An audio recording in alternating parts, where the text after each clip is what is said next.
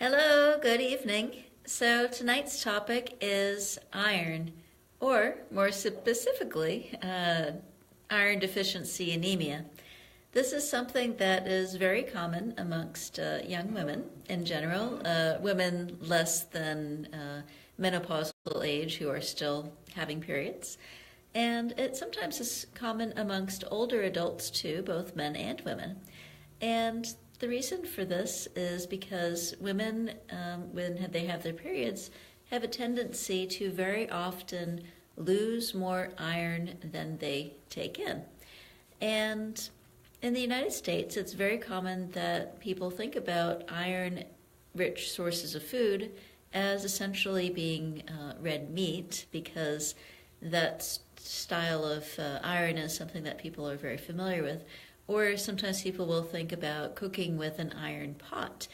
However, the downside of using that iron source of the iron pot or of the meat iron, or the heme iron, so to say, basically the iron that's in the blood of the animal that was killed, is that those sources of iron have been associated with several diseases. For example, meat consumption in general associated with increased risk of dying from cancers, heart disease, and just dying prematurely in general, even after you control for things like how much they exercise or smoke or do other things.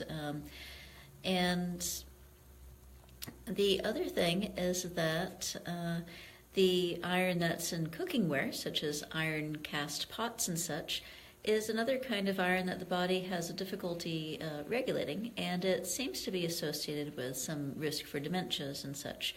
There's a really good story about that in the Dr. Barnard's book on brain health, and he's got some videos online about that as well. Put some links later on about that. So it's vitally important to look at two different ways in which anemia can be fought. One is by figuring out where is the blood going, where is it leaking from, and can we identify that and stop it?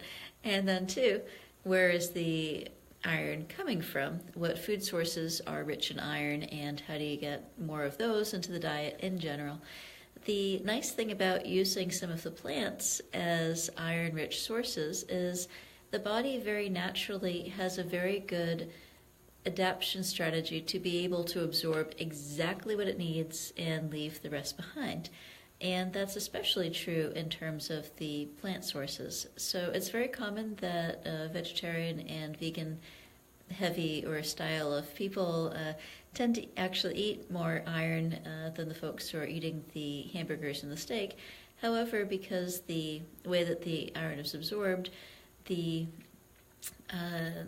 plant-based have to have a little bit more of it in the diet in general, because it does take a little bit of extra to absorb it. The other thing is looking at where the iron is going. So in the menstruating women, of course, reducing the amount that is lost in the menses, for example, by having an eighth of a teaspoon of ginger 3 times a day during the period, or taking some Motrin during the period, can cut down the bleeding of the cramps and menses considerably, and so therefore you're not losing as much. For the older folks, identifying the other source is commonly GI cancers. So, for example, getting the colonoscopies on time, looking for hemorrhoids, looking for other sorts of things. So I would say those are the two most common causes for iron loss, is periods and colon bleeding somewhere. And it doesn't even have to be bleeding in a way that you would normally expect. Like, you don't necessarily see it in the toilet. It's basically a little bit of occult blood or hidden in there over time. So iron supplements are okay sometimes in a pinch if you need them, but the downsides of them is they do cause constipation. They make the stool look like it is like black, basically, and they also tend to increase oxidative stress in the body, so just puts the body under a little bit more stress than previously. The healthiest iron sources are whole grains, legumes, nuts, seeds, dried fruits, and the dark green leafy vegetables such as spinach and kale and so forth.